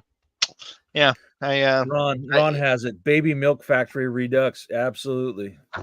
Well, the sad thing is that people think you have to like choose sides in this war, right? I decline that, right? I think that both sides are bad guys. I mean, I always, but when I talk with people in real life about this, I always I know where people are going to go with their thought process, right? So I always say, hey, listen, I think Russia is one of the most totalitarian and dark countries in the world, right? Because Putin is a bad guy and he is not, his people do not live in freedom. That said, the Russians are just as their hands are just as bloody in this as the Ukrainians are, and vice versa. And oh, by the way, if you think Russia's bad, Ukraine was the most corrupt country in Europe, even more so than Russia prior to the war. And until when you start pointing out to people that the New York Times was absolutely pillaring Zelensky prior to the beginning of the war because he was a bad guy, he was a corrupt a-hole. So Yeah, no, it's shocking. All right. So this Listen, last Mr. one K is says that isn't classifying an entire capital Oh. city a military target a bit broad. Wait until you hear about what happened to Tokyo and Berlin, bro. No, it really isn't. I don't know. Look, a lot of you. I'm sorry. I know that Joe goes off of this all the time, but I'm about to have my own go off on this. After all the time that we've been talking about this, so many people that want to talk about like the laws of warfare have never so much as picked up a pamphlet concerning what those laws actually are. It is all barracks lawyering back and forth between each other. Yes, absolutely. If you are a belligerent nation, almost everywhere, as long as it is being used by your military, is a legitimate military target. Or industrial capability. Correct. So, yep. So, no, we're not actually making fun of you, Mr. K. We're just pointing out the factual things. We love you. What's It's fine. funny And is it's not everyone you says this specifically about even. Kiev, but everyone cheered when random drone attacks started happening in Moscow. Right. You can't have it one way and not the other. It's I just like to note that he's 1 hour okay. in the future than I am. So that's funny, actually. Mr. K, we love you. I just want you to know that. You know what's even more Um, ironic, so- Scott, is that you're going to be passing Corey. You're coming here while he's going to Korea. Oh yeah, that is pretty funny, actually. That's So then, when I told so, him what day you were arriving, he goes, "Well, if he arrives in Detroit that day, I can just delay my departure one more day." I'm like, "But he's not arriving in Detroit. Sorry." that's I right. just want to give my last hot take on this topic before we move on, because it kind of got broached on, but I think it's true. You know what's the sad part of all this is that if we were not funding Ukraine's side of this, this would be considered an absolute win for us.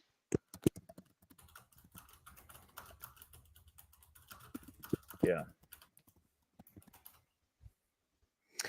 All right, let's get this last story in here, and we'll move over to the South China Sea stuff here. So, be careful what you wish for, and you just may get it. So, they were basically saying, well, hey, we're going to take Russia's money and we're going to give it to Ukraine. Now, theoretically, I think they were talking about the interest, on the principle that they hold, not necessarily the actual principle. But it wouldn't surprise me if they didn't eventually start giving the principle away. Why is it? Hold on a second. I got to get this archive link to open. There we go. Yeah, as long as you're going to take a second, we'll talk about something here in chat. Yeah, Curtis LeMay may have said that. That doesn't make Curtis LeMay the authority on what is or is not a war crime. That's an insane thing to say. Yeah, a guy who's got post-traumatic stress disorder probably did say that. That doesn't mean it's true. Sorry. Well, the interesting thing about the whole war crime thing is how close is a legitimate military target to like say civilian target that gets hit. No, I'm sorry. The modern idea of warfare, and exclusively only in the West, it is only the West that suffers this kind of delusion as some kind of clinical thing that can be achieved without civilian casualties, is insanity. It's not just insanity; it is suicidal insanity. And I'm done entertaining it. The people who promote this kind of thing, I'm just going to brush off and say, yeah, sorry, you're crazy. War's hell. That's what it is. I think the best example of this best modern example of this is Fallujah. We made a declaration. Mattis told the civilians, you have 7 days to flee. If you're still there in a week, literally anyone can walk out of a city in a week. And if you are still there in a week, we declare you hostile. There was a pretty clear choice was made there. If you remained in that city, that was on you. Yep. And might I add, so unbelievably more humanitarian than any war up to that point. Correct. Like by the standards of World War I, World War II, Korea, Vietnam, we are literally playing child's games. And you're all screaming about it like it's some kind of human rights violation. It's adorable. It is. It is. Let's not forget that this entire thing began with a big human rights violation in the Maidan Square. So Yeah. Right. That's exactly right. All right, so let's jump into the story here. Saudis warned G7 over Russia seizures with debt sale threat.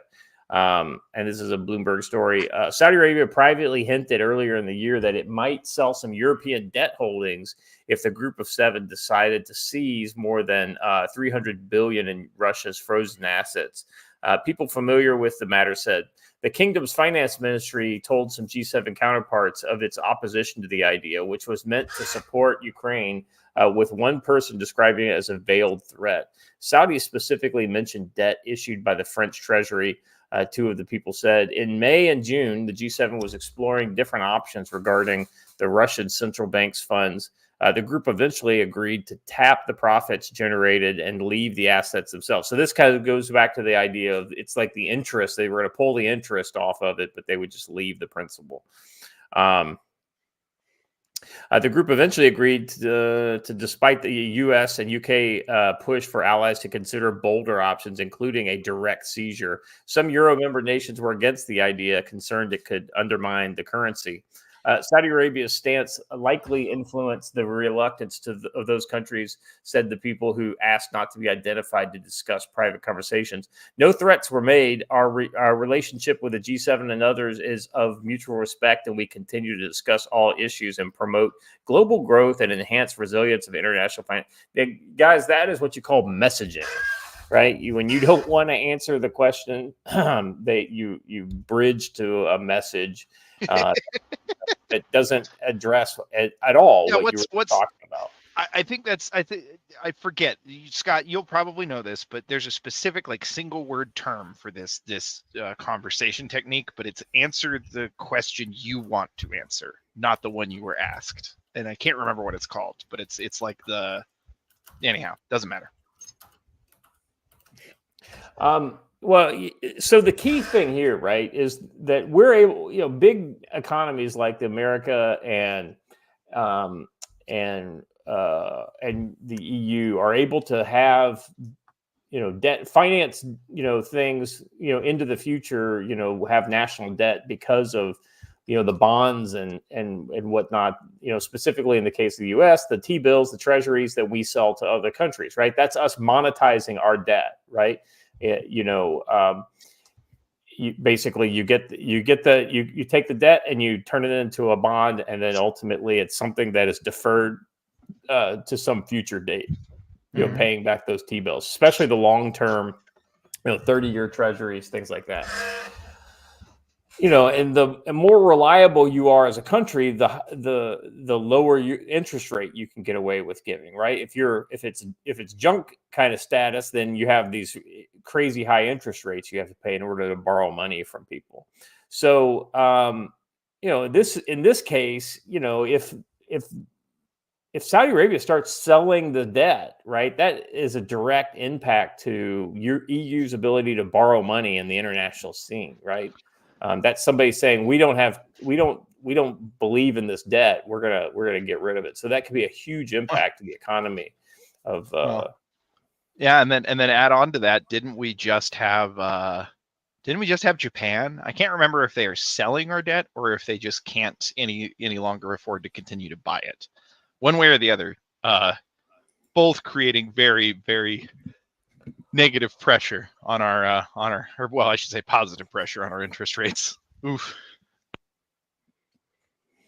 Yeah. Well, I don't want to get too deep into the story because it's really kind of wonky. But at the same time, I just wanted to kind of bring this up that one of these, good, the good idea fairies floating around in the EU and the US has drawn direct ire from. Listen, the supposedly civil rights advocating West has never seen an armed robbery they didn't like. So you are not wrong, my friend. Yes. Sorry. Hunter's got it. The word I was looking for is pivoting.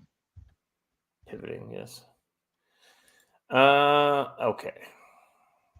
Speaking of pivoting, let's pivot to our second segment here. The South China Saw. This is interesting. Well, we've been talking lately, Joe, with the escalation between China and the Philippines out there. Specifically, was it Second Thomas Shoal and where they've got that beach. What is that? LHA or something like that? It's an old LHA. Yes. Yeah. Not BRS Sierra Madre. Yeah, the Sierra Madre, right? We recently saw a lot of kind of dust-ups over that, and this is an interesting headline coming out relating to that. Rejection of U.S. help in the South China Sea shows Philippines acting on its own, says analysts. Military Chief Romero Bronner said Washington's support won't be sought after exhausting all possible options amidst rising tensions with China. What do you reckon? That's because Philippines are not, they're not hopeful at the U.S.'s abilities to de-escalate the situation over there. Well, the U.S. says plainly that if you put a U.S. ship with them, they won't interfere, which I think is untrue. I think China would still continue to interfere because China knows at this point in the Pacific Ocean specifically, we're pretty much a paper tiger. We have everything with any actual meat to it committed off the coast of Israel, whether it's in the Red Sea or in the Med. And we've left sort of a bare bones thing in the rest of the Pacific. So does anybody else feel that we're giving up? The ships that are in the Red Sea are from Indo-PACOM. They are not from Yukon. So I know everybody wants to compare us to the Roman Empire, but I'll be honest, I feel like we're giving off real Ottoman Empire vibes lately. Not the one you want to be compared to. No, comparing empires. Let me read a little more on this, and then we'll kick the can around a little bit. Let's see. The Philippines' rejection of the U.S. offer to help with regular resupply missions for troops on a disputed shoal in the South China Sea shows Manila prefers to handle operations on its own, and Beijing could view Washington's involvements as attempts to incite conflict in the waterway, analysts say. Chinese and Philippine ships have been embroiled in a series of confrontations in the contested seaway in recent months. Alternate Control theory. yourself. Alternate theory. They watched us in Gaza and decided, you know what? Maybe we can handle our own logistics. No, for now. You're not far off. I think that they watched Prosperity Guardian and saw that the situation actually got 10 times worse with the advent of Prosperity Guardian. Yeah. And the only prosperity that's been guarded has been Houthi prosperity. Yep. They're actually getting ransoms for ships coming through. Oh, I'm not supposed to say that, but they are. You can pay the Houthis a certain amount of money and let your ship go through. Folks are making payments. What's the saying that the indications of past performance, recent past performance is the best indicator of future performance? Absolutely. And Freedom Guardian is the most recent performance of the United States Navy. In conjunction with this statement about not seeking U.S. help, the general did say, or admiral, whomever it was, did say that Philippine forces are now authorized to respond to Chinese force in kind. And he very specifically said, so when they attempt to board us with knives, we will fight back with knives. So Filipinos are the last people on earth you want to fight with knives. I'm just so put that out. Listen, invest in bill hook manufacturers right now. Yeah. I'm telling you right now, baby. Yeah. Let's see. The United States has reiterated its ironclad defense commitment against any attack on the Philippine aircraft or vessels in the South China Sea under the 1951 Mutual Defense Treaty. But the Philippine military chief, General Romeo Bronner, said that his country would try to exhaust all possible options that we have before we ask for help.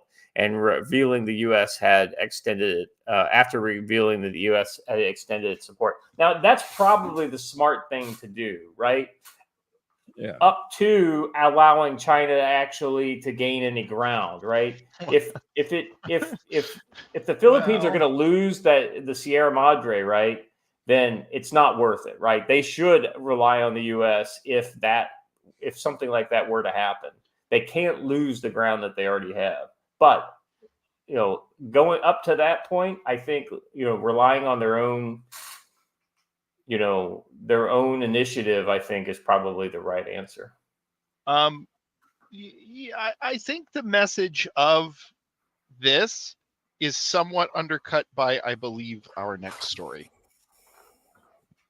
Okay, let's go on to the next one. Well, and I just have to say, as an introduction to the next story, gee, isn't it odd that the only thing Japan had to do to actually create the East Asian co-prosperity sphere was to allow an ascendant communist China? Japanese-Philippine military logistics pact raises risk of war with China. It's no secret the U.S. is preparing to pivot back to Asia in order to be more muscularly contain China, but few have paid attention to the form in which it is expected to take in the coming future. Instead, the U.S. is doing so on its own through previously assembled Quad of itself, the Quad of itself, Australia, India, and Japan. It's increasingly relying on the Squad. This framework swaps India out for the Philippines, and its latest relevant development was clinching the Japanese-Philippine military logistics pact. That agreement allows for April's first ever trilateral U.S.-Japanese-Philippine summit, which tightened the U.S. containment noose around China. This will increase the chances of a conflict by miscalculation, since China has already recently shown that it has a political will to respond to violations of maritime territory that it claims it as its own, as proven by the latest low-intensity clashes with the Philippines. Southeast Asia isn't the only battleground, the Sino-U.S. dimension of the new Cold War, since Northeast Asia is rapidly shaping to be a contemporary, complementary one as well. North Korea recently accused the U.S., South Korea, and Japan of conspiring to create an Asian NATO after their latest trilateral drills. South Korea is a prime candidate for joining the Squad, which can be described as AUKUS Plus. The Japan playing the senior partner role in the scenario exactly as it now plays with the Philippines.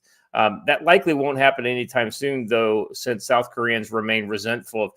So I don't see there being a senior partner to any agreement they enter in with Japan. I think what you might see is a co-equals between Japan and South Korea, with the U.S. as a senior partner in that. The grand strategic trend is that the U.S. is forming two Asian trilaterals with itself and Japan that are centered on the Philippines, in the Southeast Asia, and South Korea in the Northeast Asia. Australia's role is largely symbolic for the time being, and these two trilaterals haven't yet merged into a multilateral defense network along the lines of NATO. It is unclear how China will respond to these moves, but there's no doubt that it would make the new Cold War much more dangerous. First of all, the term Asian NATO is ridiculous, because what's the A stand for? True. It's Pato. I'm telling you, potato is the way to go. Potato, I think you're correct. Pacific Ocean Treaty and Territorial Alliance. Asian Territorial Alliance. ATO. Yeah. Oh boy. Yeah. Good Lord. Potato. Listen, my stance on Asian NATO has been the same since day one. You can't have new NATO until you finish your first NATO. That's good. That's funny. I know Steve says there used to be a CETO. CETO still exists. It's a trade organization, though. Yeah. So. Let's see. I think there's a lot of interesting stuff here. The irony is that these regional alliances are probably more agile and more responsive to what we actually need, because it allows us to kind of work with our partners in a given region, and especially the Pacific is a big area, right? with Northeast Asia being kind of roughly contiguous with the the middle of America, and the other one being contiguous with like South America. I mean, this is like very far apart in a lateral kind of way. So I get why, and I get what you guys want to talk about on this, but I don't understand how we just brought up the fact that the Philippines and Japan, two countries that less than 100 years ago were literally at bloodthirsty, like absolutely ready to wipe each other out warfare, who have hated each other for since ancient times because of very similar constant efforts to try and take over surrounding Pacific nations, are partnering with not just the Philippines, but also South Korea. They're classic and traditional enemies since like medieval times. yeah, Joe, you're up on South Korean history like I am. I mean, it does seem on the face of it to be kind of, I don't know, discongruous that that Japan and South Korea would be so close. But when it's one of those kind of things, when you're facing down a giant bully, sometimes your old enemy is exactly the guy you need next to you going into the fight, especially if he's changed quite a bit in the 70, 80 years since you last interacted with him. I don't know. I'll agree with that on paper. That makes sense, and that the Koreans are willing to do it on paper. I don't think you're ever going to see Japanese soldiers standing shoulder to shoulder with South Korean ones on the peninsula. The enemy of my enemy is my friend only works. I agree with that. I don't think it will happen on the peninsula. I think it'll be potentially more Navy is where I really see it. Yeah, absolutely. So. But yeah. No, Filipino as well. I'm sorry, but like we literally the fought. Philippines is not exactly going to let the JSDF step on their soil. Talk about mutual enmity. Boy, well done, Judge Maddie. Well done. I did say on paper. You're right. Bread. They'll never let them touch down on paper. Unbreaded, that's right. It's been a long time. That's deep lore. That's deep lore. Well done. Yeah. I know. Can we even say that without being, called, druggies or something? I don't know anymore. Simply quoting a genius. That's exactly right. Oh man. Well, here's the other thing, Joe. I mean, if you look at the populations of both Japan and South Korea, they need each other in a bad way. Yeah. Dude, all right. There are South Koreans in the next room. You might want to be careful. Yeah, I was gonna say, bro. you gotta go to sleep at some point. I'm just saying. Truth hurts. All right. Let's move on to this next one, because this one kind of gets to that. So that being said, say what you will about the Chinese communists, Joe. Never let it be said that they wouldn't allow a humanitarian mission to go forward. China's Coast Guard says it allowed. This is the thing that I think is very interesting, is the wording of allowed, right? Mm-hmm. As if the Philippines, without their permission, can't do anything.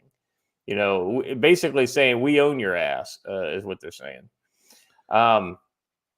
Allowed the Philippines to evacuate a sick person from the South China Sea. Chinese Coast Guard said it had on humanitarian grounds allowed the Philippines to evacuate a person who had fallen ill on the rusting warship. God, would he die, get sick with tetanus or something? I mean, with that rusting warship. Beached on the second Thomas Shoal, a claim Manila's Coast Guard said was ridiculous. This statement confirms their illegal deployment of vessels within our EEZ, exclusive economic zone, and highlights the government's view of preservation of human life and welfare requires approval. So definitely pushing back against that word approval. Basically what it probably means is that they just didn't contest it when the Philippines went ahead and did it. Well, my question is, how was this conducted? Was this a air removal, in which case they weren't able to bring supplies for the guys that were there on the ship? then yeah, it would make sense that if I was China, I wouldn't even say a word about it other than to use it as a propaganda piece. But if it was a ship that they allowed to pull up next to it and they allowed them to do a full resupply, then yeah, this is full cope. Yeah. And we don't know. And we don't know for sure. So what's interesting is that at the same time that China is pressing the Philippines hard, very hard, all the way down in the South China Sea, over the weekend and last couple days, they've been running a multi-day patrol of the Senkaku Islands, or as the Chinese call them, the Diaoyu Islands. And they claim to have driven the Japanese Coast Guard out. The Japanese Coast Guard is like, well, we were never actually there, but we did observe their ships, and the ships all had deck guns manned. So sure, we withdrew from the area because we didn't want to fight a naval battle. So what that actually does then is it ties up U.S. and allied forces on a wide front a really long way from Taiwan. So pretty interesting. Meanwhile, each week, China renews a sailing restriction around Kinmen Island, further solidifying their hold on Kinmen. And they just seized a Taiwan ship, a Taiwan fishing ship, off Kinmen. NC Scout and I have long said Kinmen Island is where this starts, and it looks like that's kind of the route we're taking. Well, it appears, looking at the story of the Watcher, you may be right. Like, they literally rolled up with a boat and did a resupply. So the Philippine Coast Guard then reported numerous obstructing and delaying maneuvers by Chinese Coast Guard while it carried out the medical evacuation. A month ago, the PCG accused its Chinese counterpart of blocking a medical evacuation from the warship, calling its actions barbaric and inhumane. Chinese Foreign Ministry said the same day that China will allow the Philippines to deliver supplies and evacuate personnel if Manila notifies Beijing ahead of the mission. The Philippines has soldiers living on a rusty, aging warship. Let's see, they've clashed several times. Calling that thing a warship is a stretch. Oh, Calling boy. it a ship is a stretch. You know what's funny is earlier in the segment, I don't remember if it was Scott or Joe who said that if the Philippines is going to lose that quote base quote warship, Rust is going to lose that thing within the next 10 years if they don't do major outfits and rechanges on it. Right, but the reason why the Philippines grounded it there was because China was intending to build another artificial island base on the shoal. So by having Philippine ships sitting on it, they can't do that. Derna, you are absolutely correct here. Actually, the proper term we are looking for is Hulk. That's exactly what it is. Correct. Right. Derelict. Well, I don't know if it's derelict if it's because they're still manned, occupying it. Yeah. It's just God. If you see all those technical terms, right? Vice has been out there before Vice turned into just an absolute shithole. Vice went out there and covered what life was like, I think 10 years ago on that place, and it's legitimately only gotten worse since then. It's hell. Like, as a guy who was stationed in 29 Palms, a place where there is a lake of molten shit in the middle of the base, yeah, I'd take that over being stationed on this boat any day of the fucking week. Yeah.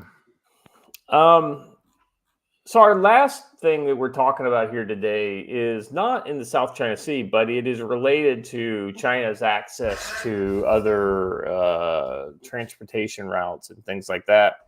And so it's only tangentially related to what we were just talking about, but I think it's interesting. It's something that I had forgotten about if I never knew about it.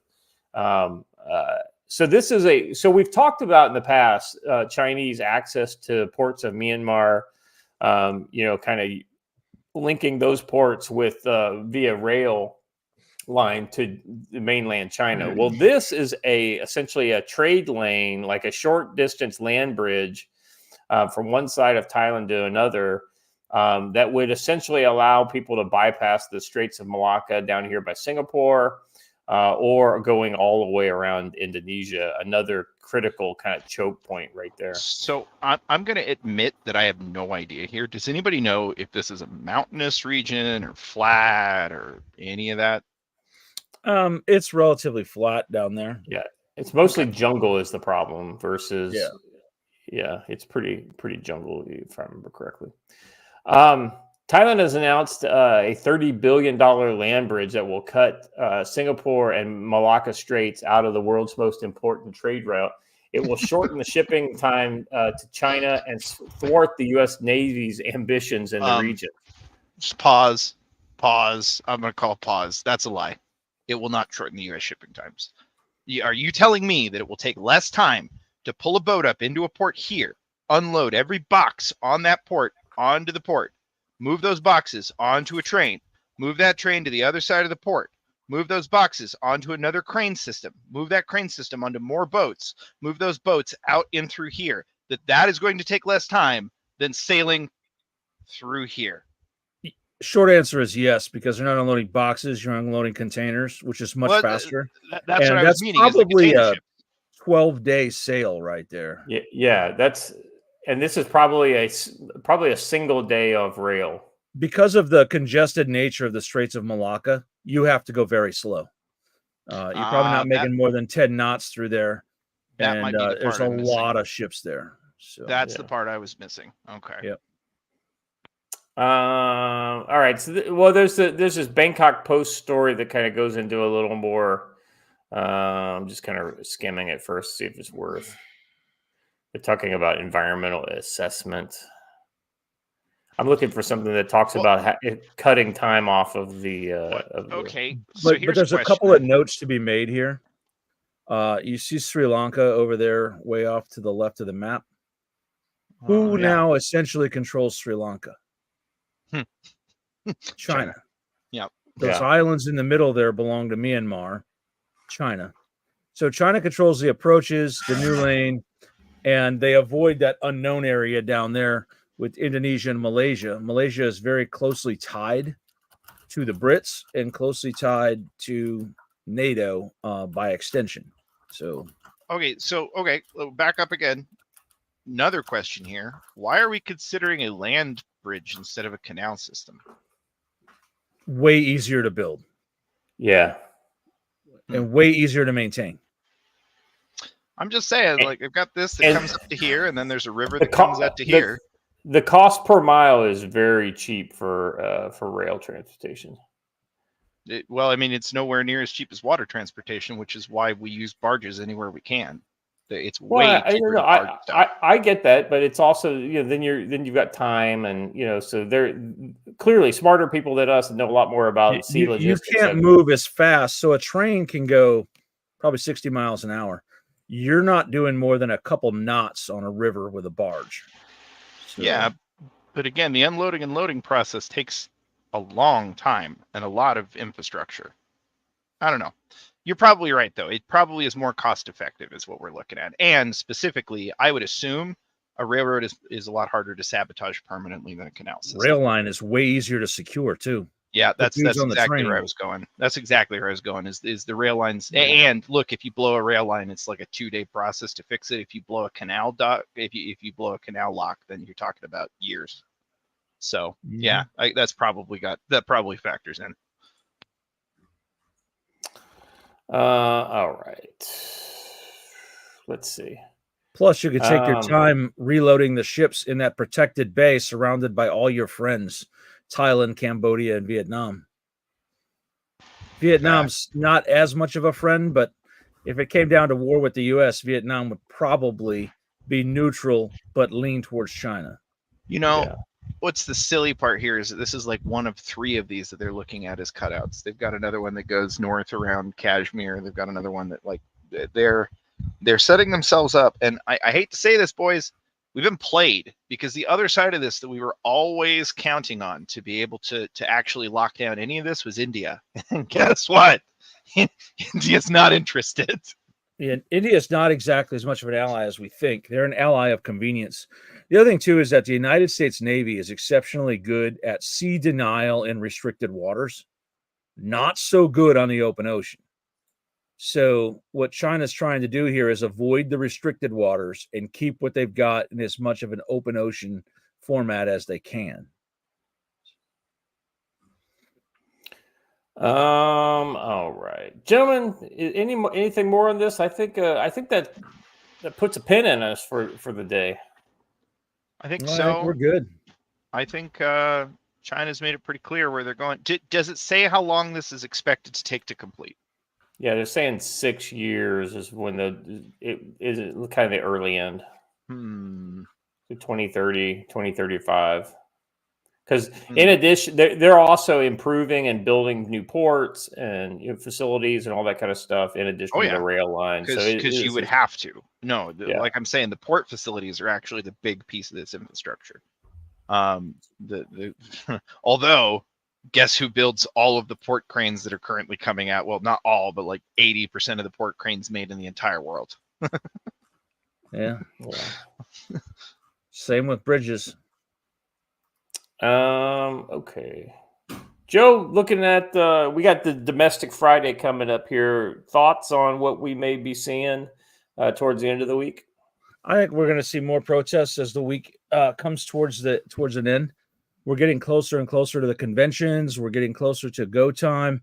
I'll be really interested to see what he says tomorrow night. Most likely going to be, you can't let Donald Trump win by pushing me out. That's probably what he's going to go with. And Donald Trump's a threat to democracy, so you have to keep me in. The only democratic thing to do is to cancel the election so I can stay president forever. No, I'm just kidding. I made that part up. But I would bet that he's going to make it about Donald Trump, and this is what Trump wants. So you have to not kick me out. Watcher? Yeah, I've got not so much a look forward, but kind of a look forward. I found this today. This is pretty short, and I decided I wanted to share with everybody. This is probably the best hyper concise wave top view of what is happening, and it helps to use as kind of a rubric when you're looking at what's happening in the modern world. Okay, so I'd never heard of this account before, but it's Balaji. And they say things are weird because the regime has more control over the state and less control over the network than ever before. For example, it can ram through show trials because it controls the state entirely. But then those show trials get exposed online because it can't control the network. So you have a recipe for A, more flagrant abuse of state power than ever before, followed by B, more millions of people than ever before coming to networked consensus worldwide that state power has been flagrantly abused. This in turn, C, delegitimizes the state, and D, leads to even more flagrant abuses by an insecure state. It's a feedback loop cycle that eventually means everything will fly apart. After that, after all, the state only exists if people believe in it. But in the West, many don't anymore. It's not just the show trials or the lying about Biden's senility to skip the primary or to cover up the COVID lab leaks. It's everything from the regime, and it keeps coming daily. They're going to tell you this is one of those Iranian influence operations. Oh, they sure are. But this is probably the best rubric I have seen to be able to analyze what you are seeing and what is likely to happen afterwards. It's kind of a formula, if you will, for how things are going to go from now on. Because the sad part of that feedback loop cycle he talks about there is, I can't name a single thing that could interrupt it. Yeah. Ron is asking if we're to do a special. I think he's referring to the Biden speech, right? Yeah. Is that tonight or tomorrow? Oh, so tomorrow's tough for me, but I can try and make it work. Joe, had you talked about doing it on your channel? Potentially. I got to see what Matt has planned, but I think we could probably swing that. Okay. All right. Yeah, I probably wouldn't be available, especially in the PM of the day. US time. So yeah, I'll be at work. So that's a no for me, but I hope you guys do it because that would be the way I would want to watch the speech, is listening to you guys live commentate over the speech. So I only have one problem with your boy Balaji here. He's a big Bitcoin guy, right? I don't know. He is. Bitcoin is a decentralized currency. Biden is a decentralized presidency. I don't know. I think Biden might be the most hyper-centralized presidency. It's basically just that inner circle making all the shots, right? Yeah. Oh, and by the way, did everybody get to see that picture of the inner circle who is making all the shots? Like the most terrifying picture of theater kids running the country you could possibly imagine. Yeah, it's the theater kids are running the. It's exactly right. All right. As far as I'm concerned, looking towards. I mean, I think we're going to see some domestic friction. Relating both to concern over the current president's continued condition, like we've been talking about today. But also, Joe, as I think we see that kind of concern ratchet, especially on the left, I think we'll start to see some of these boilerplate radical groups start to pop up and make a little more noise. Because they're not going to be able to just go 0 to 60 immediately when the DNC occurs. They're going to have to kind of ramp up to it. So I'll be interested to see how that kind of plays out. Juan Cholo, I have been unaware of. I know about What If Alt Hist, but that sounds like a good guest. I will reach out and see if he's interested. And that is his bet. There is a pretty safe one, I would say. Lance Corporal Veteran for $5. Amazing Dems profess principles they violate as they attempt to overthrow Biden while claiming they are trying to save their democracy. Right. They are going to break the democracy in order to save it because, that's actually important. I think that's right. We have a process. Biden's been selected in that process. They should be forced to stick with it. Did we answer random PNW guys $5 over on Rumble about the helicopter resupply of Filipino bases? I don't think we did. Random POW guy 84 for $5 over on Rumble says, "Can the Philippine military resupply the ship with helicopters at too far out?" I think they can. I think they can. I don't think. I think they can, but the concern is that China has a pretty legit anti-air capability and a pretty legit helicopter capability. I don't think they want to go toe-to-toe and risk a midair collision. On water, it's a little bit different. Boats can bump into each other. Helicopters get close to each other and everybody dies. So, yeah, that's a good point. All right. Gentlemen, that's all I've got for today. If you haven't done it already, please like the channel or subscribe to the channel. They did try aerial resupply and China stole the supplies. That's right. They dropped those, but that was a parachute drop by like a C-130, not like a helo type deal. I think they just need to plan that better. A little lower. Make sure the wind's right, and then just fly right over. Like a bomb run. Yeah. Yeah. All right. So if you haven't done already, please subscribe to the channel either on Rumble and or on YouTube. Like the video, share it with your friends, hit the bell for notifications. Let people know that you're getting good stuff over here at the Council on Future Conflicts. We'd appreciate it. If you're available, we hope to see you in August. That would be great.